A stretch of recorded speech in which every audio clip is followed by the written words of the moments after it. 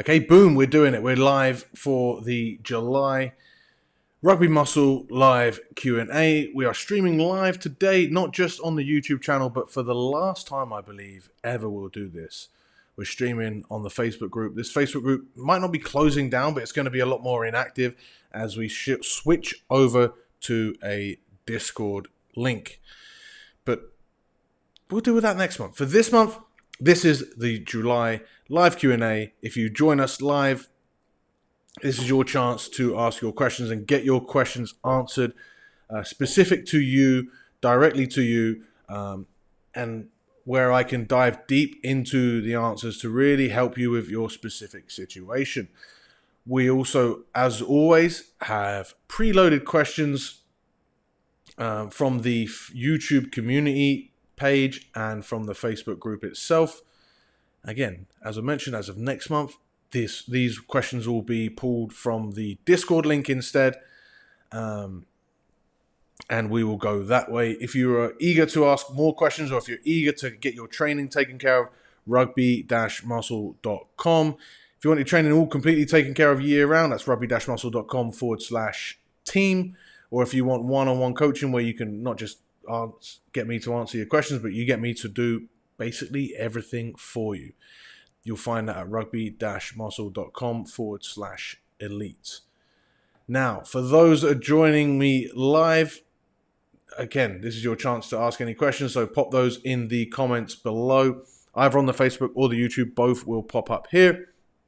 Otherwise, if you're joining past the fact, comments below will still potentially make new videos, or they will be answered on the next month's edition of the live Q&A. Now, I've got questions already populated from the community page and from the Facebook group, so I've got a few questions ready to go, but the ones asked in the live chat always take priority and will get answered as soon as I can as well. So thumbs up and comments if you wish to get your question answered. Now, let's go, shall we? So first question comes from Mike. He says, I wonder if I can figure out a way to get this up on the page, because I know that the live comments I can get live on this page. So let me see if I can just play with this real quick. If I can press that, and then do I add to broadcast? This is a mammoth question, to be fair. So let me just get through it, and then we'll get into the answer. He says, how does energy replenishment / expenditure work? Maybe a tough one to answer, but I climbed Mount Fuji, a week and a half ago and did around 2,000 meters of altitude that day, which is way too much for me at 100 kilos. I knew I was pushing myself too hard because my heart rate was at a constant high for around 9 hours. But I wasn't climbing alone, and ego was playing a huge role, honestly. Yeah, of course, if you're going to keep a high heart rate for 9 hours. The reason for the story is that all of last week I had trouble doing the slightest amount of work. I was genuinely out of energy and pseudo-depressed for the entire week. I feel like I'm in the dark as to the mechanism at play here. Any ideas? So obviously that didn't all paste, but whatever. We'll get rid of that. So Mike, yeah, that's one of those things. That's just what you've gone through there is like severe overtraining. Now, there is no, there's not just one mechanism. But it is basically a survival mechanism, right? It's just basically your body has seen that priority. And so replace this climbing Mount Fuji ego trip with an actual, you as a human have to survive. Your priority in those, how many hours did you say you took? 9 hours. Your priority in those 9 hours is to keep moving. And, if that's that level of stress, you're avoiding some sort of predator or trying to hunt to eat because you're about to starve. So you're pushing yourself beyond. The body can really go quite far, but then that is at the expense of lots of downstream stuff. So there's going to be potential muscle loss there, potential degradation to give yourself that energy to be able to do that. And then it's going to take a long time to replenish that. So yes, up to and over a week of that recovery is like normal. That doesn't sound like too much for me at all. And I mean, pseudo depressed, like, I'm not sure if I can speak on the mechanism of that, but all I would say is for as far as I'm concerned, and as far as really you need to be concerned, it's normal. It's just a case of like severe overtraining. Your body is basically eating itself from the inside out in order to perform that task that you wanted it to perform at that time. We would never advocate for that in any sort of training regime where, obviously the idea of your training is to make you better. So what you've done here is you've pushed yourself way beyond. And if you think of the fatigue, recovery, adaptation curve, right, where you start, you give yourself a stimulus that fatigues you, you then recover, and then ideally come back up and make that adaptation. What you've done is given yourself such a huge stimulus that you're not trained or not prepared for, that you're all the way down here and you're just carrying a huge amount of fatigue. And this is like, I guess I'll shoehorn my own thoughts in here as to why, like, hitting week 1 of preseason is really stupid, and just going too hard is always never a great idea. It's because of things like this, because you're not trained for it. You're not prepared. If you're not trained and you're not prepared, you don't make that recovery to get an adaptation. You potentially take yourself even further into a fatigue state, and actually not just like don't get the improvements you want, but you don't even allow yourself room to improve because you're so fatigued from those earlier sessions. So it's always better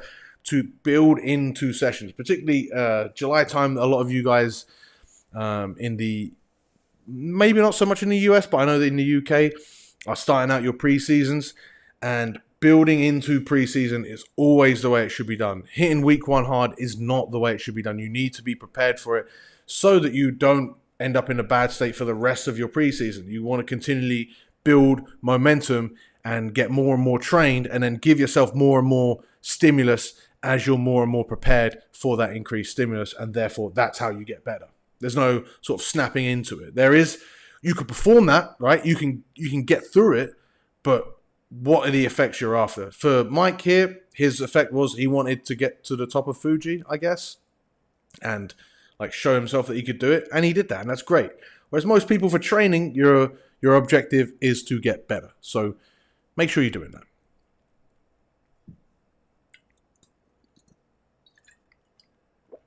Anyone remembers the live streams about a year or so ago when we were drinking? It might have even been 2 years ago.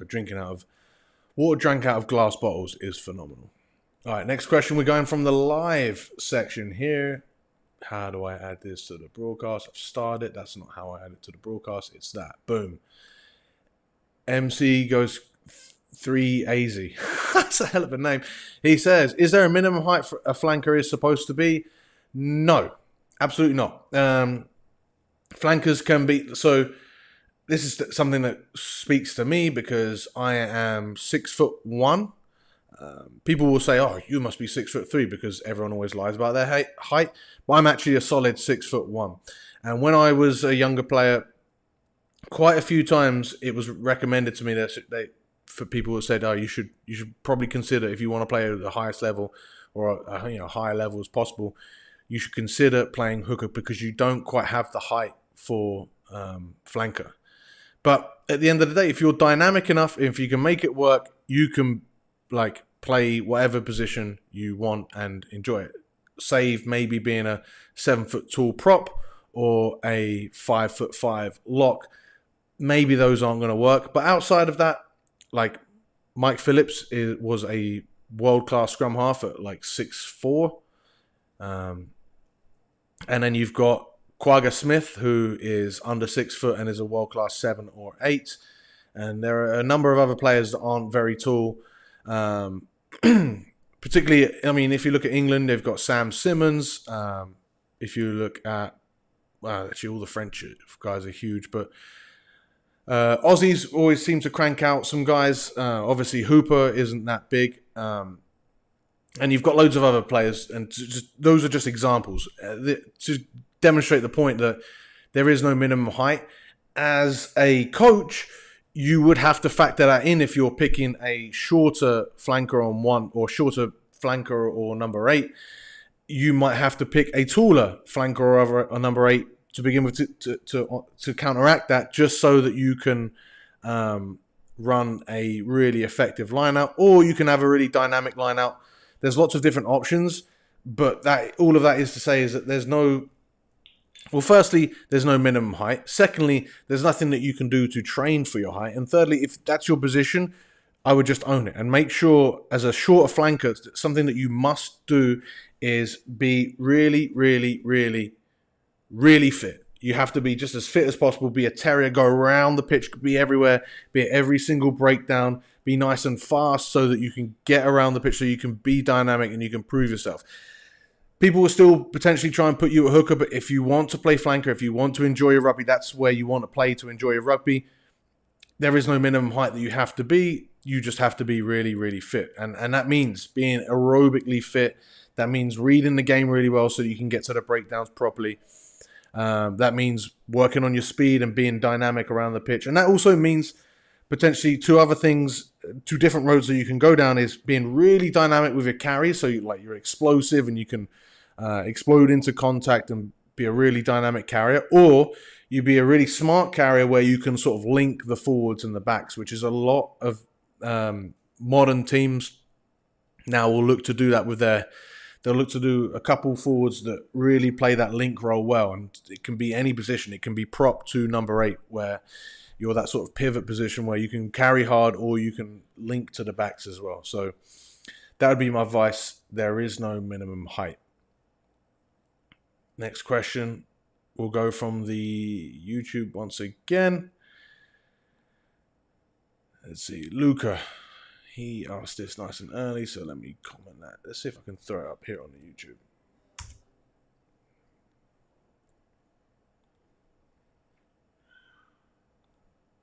Boom. He says, how would a speed session in the off-season look for you? How many reps, curved sprints, what distances? This would essentially be based upon what your goals are as far as off-season. If you're someone that is, and how long your off-season is as well. For the most part, I like to, particularly for short off-seasons, I like to still keep some level of sprinting in there. For a lot of people, that sprinting work will just be like tempo work, so still aerobically biased, and it will still be fairly low volume, but because of the lower intensity of it, it's still going to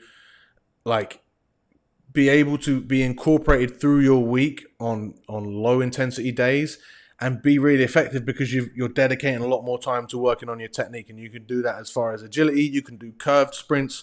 You can do just straight line speed. All of that stuff would be great for you in your off season. Allow you to still get faster, but not allow you to still also hit the weights fairly decently within your off season, and reap the benefits of time away from the rugby pitch and more time potentially in the weight room and get those effects. Whereas when you're in season, you know that you're not going to get too many weight sessions anyway.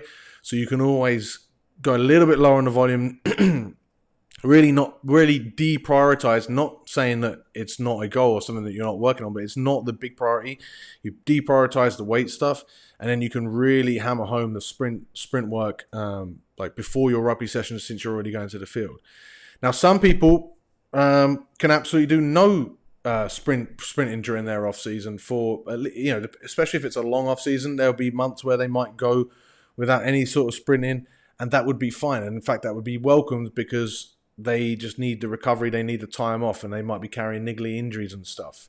And then I think, depending on the person, more often than not, I would work on basic straight line speed and basic agility, just to build those, to get a really strong foundation of speed work under your belt. And then as we get into preseason, maybe then we're looking technically at the curved sprints, because we want to build up that base. We want to build up that real high effort force projection and that high efficiency of sprinting and changing direction. Then when we're looking at curved sprints, I do like curved sprints as a base, but just a generics running into a circle or a figure of 8. Those would mostly in off season be done on tempo days, on aerobic days, because I think that way you get your best of both. You get your really high intensity work, focusing on big speed sprints and really high force output, and then you get your technique work of how learning to really curve your body and how your body feels on your tempo and your aerobic days. And then you can still mix those in with some heavy, good weight sessions. But reality is, I think more often than not, I'm also not a huge fan of massively segmenting off-season versus in-season. I think as a rugby player, it's just hard to do that because there's so many different things you want to work on. You want to be working on a good few of those things most of the year, particularly if they're either low-hanging fruit or big targets for you. I think that then you don't have to worry as much about off-season versus in-season. I think you, as far as training goes, just as far as load management goes, is where you want to switch off-season versus in-season. So I'd still sprint year-round if you need to.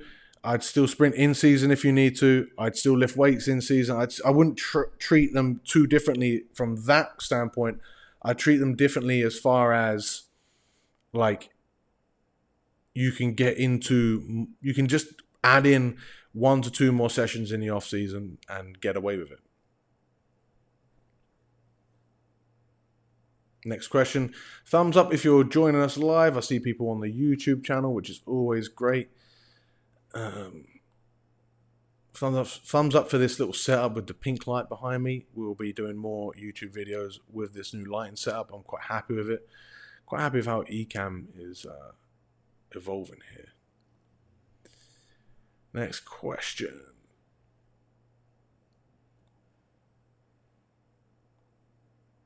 Where was that? So let's go for Thomas's question. So let's paste that into the chat.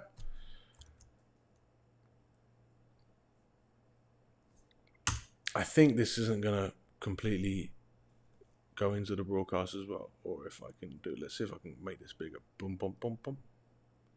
No, it still doesn't post it, does it? Look at this thing moving around. We're trying, people. We're trying to see if this can work, but I'm just going to put it up here instead. Nah, let's go down there. I wonder how weird that was to watch. Anyways, he says, this is Sam? No, Thomas. This is Thomas who says, I want to go pro. Should I try my best to train like a pro or just keep training like an amateur? I'm 14, so still in school. I'm doing the SW7 Academy gym program. Oof. And I was wondering whether I can do extra rugby training, for example, every day except 2 rest days, or would that be too much? I think that would be too much, mate. I think what you need to do as a 14-year-old, you just need to focus on the basics. You're still building your foundation, and there is no specialization at your age anyway. So I would get in quite a lot of rugby, and so without the context, I don't know how much rugby you already play. That would be number 1. And then number 2, I would get in as much of the weight sessions as far as... Actually, no, I just get in enough weight sessions, which would probably be 3 times a week at maximum. And then any aerobic sessions you can get in around that. And that would be based on what your rugby commitments are, right? Because I remember when I was 14, I think if I was 14, I would have had... And maybe this must be better these days with everyone's knowledge on player welfare, that... but when I was 14, I think I had school rugby on Monday. I had what did I have on Tuesday? I would have had I'd have had school rugby on Monday. I'd have had another sport on Tuesday, maybe school football. I'd have had school rugby matches plus my club rugby training on Wednesday. Thursday, I would have had county rugby. Friday, I think I had that was my day off. Saturday, school rugby. Sunday, club rugby or county rugby, and I think one of those other days would have also been county rugby as well. And it got to the point where I had to take a break twice. Once when I was 17 and once when I was 19 because it was just adding up too much. So I think the keys I would say to you as a 14 that wants to go pro, of course you're a 14, of course you want to go pro, but the difference isn't going to be whether you did 5 sessions a week versus 10 sessions a week as a 14-year-old as to whether you make it or not.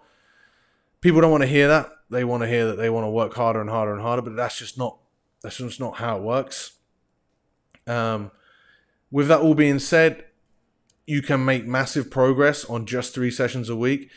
You can make massive progress on 3 sessions a week as far as 2 basic sessions of weights, 1 basic session of aerobics, and on one of those weight sessions, you can also add in more conditioning. And that would easily be enough, especially if you're doing lots of other rugby around it. I would just make sure that you're recovering from rugby.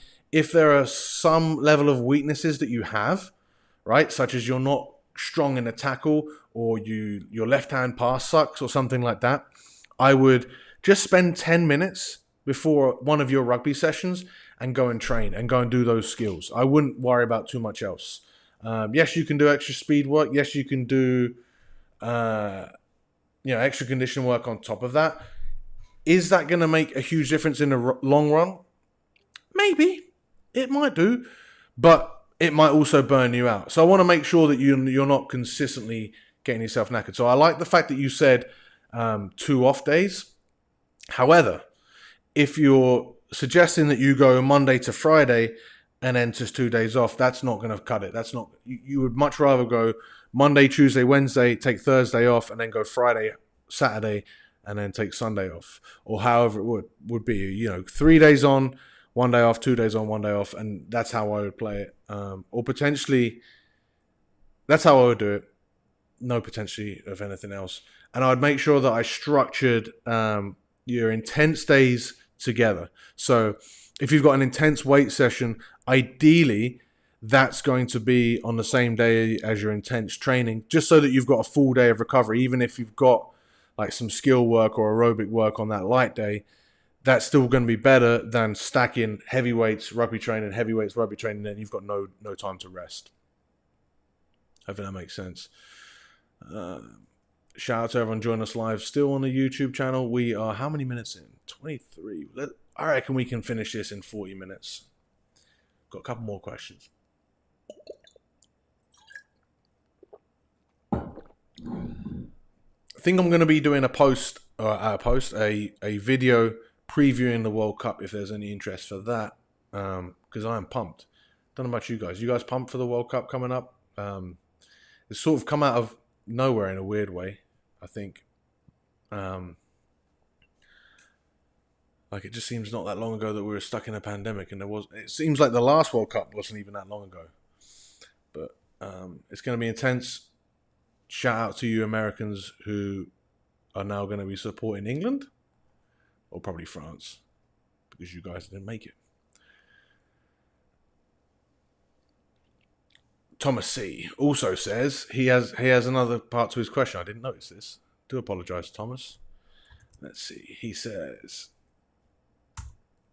this is a good part of this question. So he says, add that to the broadcast. Boom. He says, also, as a 14-year-old, should I begin to bulk? I'm 5'11" and 70 kilos. What position do you play, homie? And I don't know whether to bulk or just maintain and wait until I'm older. So what I would do... no, he doesn't say what position he plays. So what I would do if I was you, Thomas, I would just eat. I would eat a lot more food. I'd add in more food.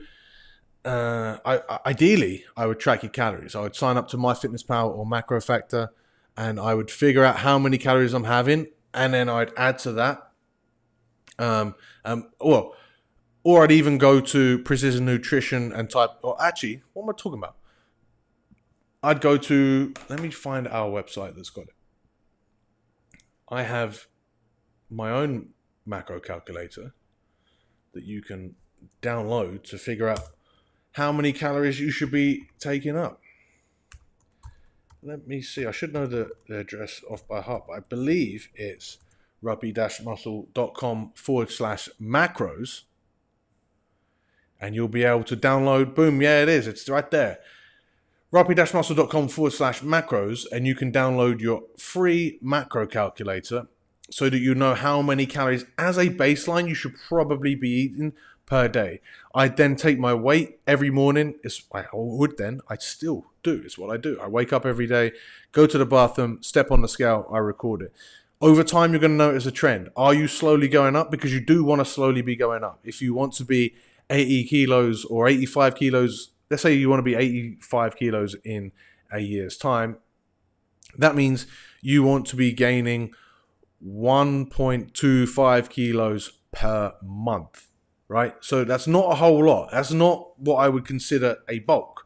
But in a year's time, you're going to be 82 kilos instead of 70. That is a fucking huge difference.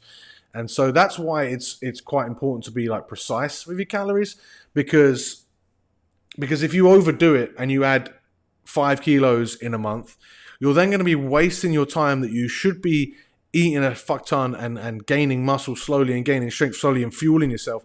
You could be wasting some of that time trying to get rid of the fat, trying to diet, trying to lose that excess fat so that you can stay fit, so that you can keep moving. So if you add that slowly onto your frame, not only are you going to notice it, you're going to be able to control it. You're going to be able to make sure that most of it's muscle, and you're also going to slowly adjust to it on the pitch. You're going to learn how to cope with it. Whereas if you gain 5 kilos in a month, imagine running around with a 5 kilo weighted vest. It's going to make things harder. So I would bulk, but I would bulk slowly. I would not do any sort of dreamer bulk. And for you as a youngster, that's still going to be a lot of calories, like a serious amount. But you need to get a handle on it, and you need to understand. Just step on the scale each day, see how slowly see what your weight is averaging, and if it's just staying the same, then you need to eat more. And I'd set yourself the target of 1 to 2 kilos per month. That would be nice, slow enough, but also fast enough that you know that you can be adding that muscle and that strength. And as long as you're getting stronger in the gym, you're still getting fitter, you're still getting faster, you're still improving at all the other things in rugby. Like, that's all good weight. That's all going to be good for you. And 14, so do that for 2 years. You add 1 kilo a month for 2 years. That puts you at 94 kilos. Yeah, I don't know why it took me so long to figure that out. 1 kilo a month. In 2 years, when you're 16, you'll be 94 kilos. Probably even that is somewhat unrealistic, but this is only just to give you solid numbers so that you can wrap your head around it and like understand it. So it wouldn't necessarily be a quote unquote bulk. It would be just eating to perform, and inevitably eating to slowly gain weight. But I wouldn't call it a bulk. You don't need like loads of volume. You just need to get in enough weight sessions. You need to eat enough food, and that's it. So, like, for example, let's give some numbers for the training and numbers for the calories. Say if your baseline, right, just to maintain, is 3,500 calories. If you then eat 4,000 calories per day, you will slowly gain that weight, or maybe a little bit less than that. You'll slowly gain weight, and most of that will be muscle, and it'll be sweet. Could you gain a little bit more weight if you ate 5,000 calories? Sure, but it's just going to be an inconvenience, and it's probably going to come back to bite you in the ass, as too much of that weight that's gained ends up being fat. Likewise, if you're doing your training, right? Could you get a little bit stronger, a little bit faster, training in the gym 4 or 5 days a week as opposed to just 2 or 3? Yeah, maybe. But again, that's probably just going to come back to bite you in the ass when you realize that you don't have any time to do your fitness work or your speed work or all the other things that you could do. You're way better off at finding a nice slow rhythm and just keeping that going, right? If that means just 2 weight sessions a week and 3,800 calories, that's fine, you know? But the key is to do this in the long term. You're not going to be signing any professional contract for at least 2 to 3 more years. And even then, if you don't sign a contract by then, you've still got another 2 to 3 more years before you even can entertain the idea of whether you're going to make it or not. So time is on your side. And this could also apply to anyone of any age, right? There's no rush to this stuff. What's much better and what stops a lot of people is rushing into trying to get the results as fast as possible. And in doing that, all you do is eventually either burn out, or you hit a plateau, you get unmotivated, or, you know, life gets in the way, and then you see yourself as a failure, and inevitably you just have to restart again. What's much better is just to find a consistent rhythm of improvement so that year round you're constantly getting better, maybe at a slower rate than those 1 to 2 months where you fucking nailed it. But who cares? You're doing this for years on end and you're consistently getting better. You're not having to restart. You're not having to think about how much better you were back in the day. You're always getting better, but with a level of balance.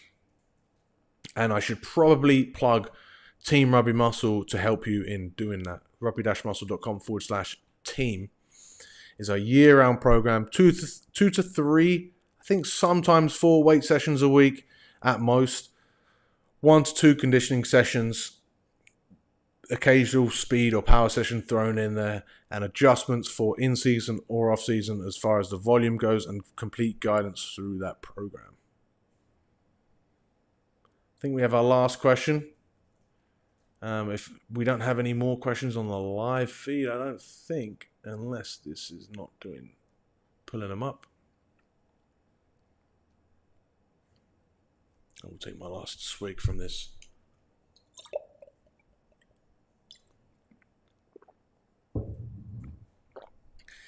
Yeah. You might have noticed on the Facebook feed also, my picture, or the Rugby Muscle picture, and the Rugby Muscle page picture, is a Vietnamese skincare lady. There's another reason why we're going to the Discord, because I don't know how she did it, but she hacked my page, and I restored my access to the page, yet this lady is still my profile picture, and I have no way of changing it back, which is absolutely preposterous. But I digress. All right, you guys on the live still don't have any more questions, so we'll go back to the pre-asked questions. Here we go. Ajit Sidhu says, can you help me with my programming for weighted calisthenics, push-ups and pull-ups pull-ups for mostly hypertrophy and strength and recovery? I feel like, hold on, let's put that in there. I feel like I am doing too much and need some structure.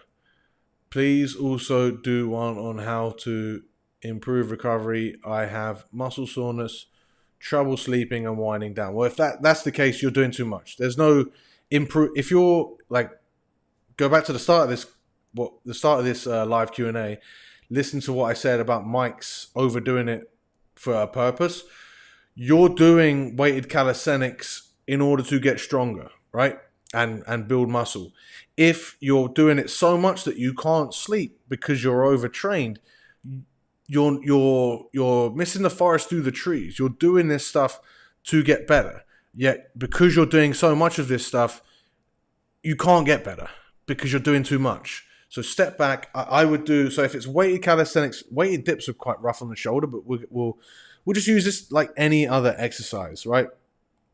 You could do these exercises 2 days a week. You could do both push-ups and pull-ups.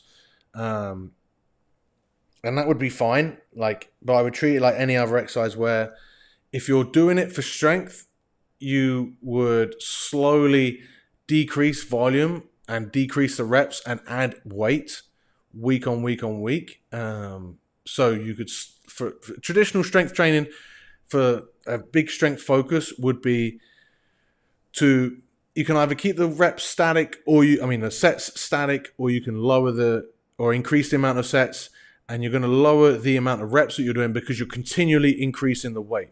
And you're increasing the weight to a point where you just experience too much fatigue, you deload, you start again, but you start again at a slightly heavier weight and you just cycle through. The opposite way is what you do for hypertrophy. So you add volume. You either add volume by adding a few reps each week or a rep each week.